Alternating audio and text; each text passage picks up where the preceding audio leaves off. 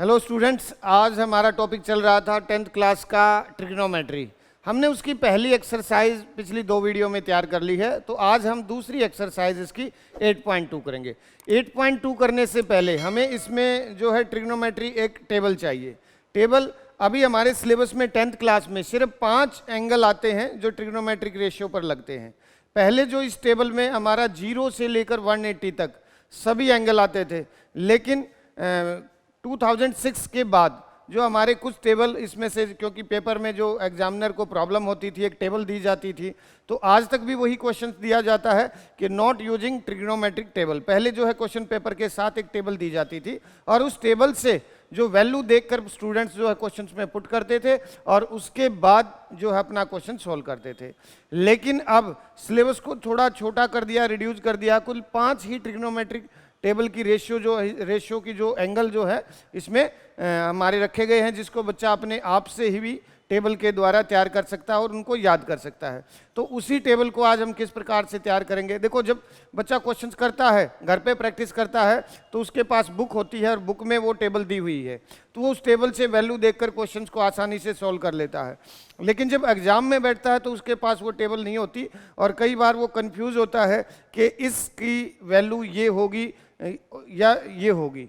ठीक है, जैसे ये टेबल हमारी 2 चैप्टर में काम आती है, 8 पॉइंट में भी और 9 चैप्टर में भी। तो इसको हम कैसे बनाएंगे, इसको सीखेंगे। 2-4 बार बनाने पर ये अपने आप से ही याद हो जाएगी। तो देखेंगे आज इसमें ट्रिग्नोमेट्रिक टेबल किस प्रकार से तैयार की जाती है। ये कुल हमारी 6 रेशियो है ट्रिग्नोमेट्री में, और ये हमारे 5 एंगल्स हैं जिनको हम थीटा के नाम, थीटा की जगह यूज करते हैं। ये 5 एंगल्स जो है, इन्हीं का प्रयोग हम अपने 10th क्लास के सिलेबस में करते हैं। तो देखो, पहले हम इस टेबल को किस प्रकार से तैयार करेंगे। ये ऐसे इस प्रकार से हम एक होल नंबर लिख लेंगे 4 तक, 1, 2, 3 और 4। उसके बाद इन चारों को 4 से डिवाइड करोगे और उसके बाद हम इन सब का स्क्वायर रूट कर देंगे। ये हमारी साइन की वैल्यू आ जाएंगी। तो जैसे हम 0 को 4 से डिवाइड करते हैं तो 0 ही आएगा, और 0 का स्क्वायर रूट भी क्या होगा, 0। उसके बाद 1/4 का स्क्वायर रूट जब हम करते हैं तो 1 का स्क्वायर रूट 1 ही होगा और 4 का होगा 2। उसके बाद ये कैंसिल हो जाएगा, 2/4 है। जब हम इसको रिड्यूस करेंगे फ्रैक्शंस को तो क्या हो जाएगी, 1/2 हो जाएगी। वह तो 1 का स्क्वायर रूट 1 होगा और 2 का नहीं होगा, तो इसको रूट में ही ऐसे की ऐसे लिखेंगे। ये नहीं कटेगा तो हमारा ऊपर √3 रहेगा और नीचे 2 आ जाएगा। ये 4 से 4 कैंसिल, 1 का स्क्वायर रूट भी 1। तो ये हमारी साइन की वैल्यू होगी। जैसे साइन 0 डिग्री हमारा क्या होगा, 0 होगा। साइन 30 डिग्री 1/2 होगा। उसके बाद साइन 45 1/√2 और साइन 60 जो होगा √3/2। इसी प्रकार से लास्ट में साइन 90 डिग्री क्या होगा, 1 होगा। ये हमारी साइन की वैल्यू आ जाएगी। कोस की इसमें आसान है, कोस को इसको सिर्फ उल्टा कर देना है। जैसे ये वैल्यू जो है हमारी कोस 0 की होगी, ये कोस 30 की होगी, ये 45 की, ये 60 और ये 90। तो हम इसको इसी प्रकार से बस उल्टा कर देंगे। ये जो 90 था, साइन 90 है, वो कॉस 0 के बराबर हो जाएगा। ऐसे ही जो साइन 60 है वो कॉस 30 के बराबर हो जाएगा, √3/2। और 45 दोनों में सेम रहेगा, साइन 45 और कॉस 45 दोनों ही 1/√2 होंगे। कॉस 60 जो होगा साइन 30 के बराबर होगा, 1/2, और ये हो जाएगा हमारा 0। तो इस प्रकार से 2 रेशियो की हम वैल्यू निकाल लेंगे। उसके बाद तीसरा देखो, अब हमें निकालना है टेंजेंट। तो टेंजेंट जब हमने रेशियो का चैप्टर स्टार्टिंग 8.1 किया था, उसमें बताया था जो टेंजेंट थीटा क्या होगा, sine theta upon cos theta. तो उसी प्रकार से टेंजेंट 0 किसके बराबर होगा, साइन 0 अपॉन कॉस 0। तो हमारा साइन 0 कितना है, 0, और कॉस 0 है 1। तो 0/1 ये वैल्यू क्या आएगी, 0 ही आ जाएगी। 0 को किसी से डिवाइड करें वो क्या होगा, 0। तो साइन 0 डिग्री हमारा 0 हो जाएगा। उसी टेंजेंट, सॉरी, अब टेंजेंट 30 देखेंगे। टेंजेंट 30 ये होगा हमारा sine 30 upon cos 30, sine 30 cos 30। तो साइन 30 जो है हमारा कितना है, 1/2, और कॉस 30 है √3/2। तो ये जो ऊपर तो आ गया 1/2 और नीचे √3/2। तो इसको जब हम रेसिप्रोकल कर लेंगे, नीचे वाला ऊपर जाकर मल्टीप्लाई हो जाएगा 2/√3, तो ये कैंसिल होकर 1/√3। तो साइन टेंजेंट 30 की वैल्यू जो आ जाएगी हमारी 1/√3 हो जाएगी। इसी प्रकार से जब हम टेंजेंट 45 करेंगे, ये नेक्स्ट पेज पे कर लेते हैं। टेंजेंट 45 तो हमारा होगा साइन 45 अपॉन कॉस 45। अब साइन 45 भी हमारा क्या होता है 1/√2 और cos 45 भी क्या होता है 1/√2। तो ये जो ऊपर जाकर क्या होगा, यहाँ डिवाइड है, मल्टीप्लाई होगा तो रेसिप्रोकल हो जाएगा √2/1।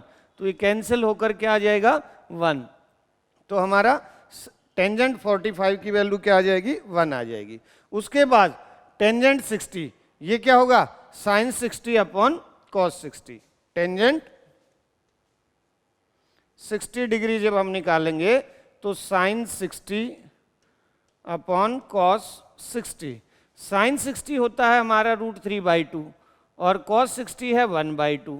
तो ये भी ऊपर जाकर क्या होगा √3/2 इंटू 2/1 कैंसिल होकर, तो ये हो जाएगा हमारा √3/1, या इसको हम लिख सकते हैं √3 ही हो जाएगा। नेक्स्ट में है, लास्ट में हमारा टेंजेंट 90 डिग्री। टेंजेंट 90 जो होगा साइन 90 बाई कोस 90। अब साइन 90 जो कितना था हमारा 1 था और कोस 90 0। तो देखो जिसके डिनोमिनेटर में 0 होता है वो एक नॉट डिफाइन नंबर होता है, उसकी कोई वैल्यू नहीं होती, 0 भी नहीं होती। तो इसको क्या लिखेंगे हम नॉट डिफाइन। ये 3 हमारे पास आने के बाद बाकी 3 हम इन्हीं के रेसिप्रोकल से निकाल लेंगे। जैसे साइन थीटा की जो वैल्यू होगी कोसिकेंट में उसका उल्टा हो जाएगा। साइन होता है perpendicular upon hypotenuse, cosecant hypotenuse upon perpendicular. तो ये है हमारा साइन 0 डिग्री, 0 है, तो इसका जब उल्टा करेंगे 1/0 तो ये नॉट डिफाइंड नंबर हो जाएगा, इसकी कोई वैल्यू नहीं होगी। कोसिकेंट 30 साइन 30 का उल्टा कर देंगे, 1/2 है 2/1 2 ही लिखेंगे। ऐसे ही कोसिकेंट 45 हमारा √2 हो जाएगा और ये 2/√3। 1 का उल्टा भी 1 का रेसिप्रोकल भी 1 ही होगा।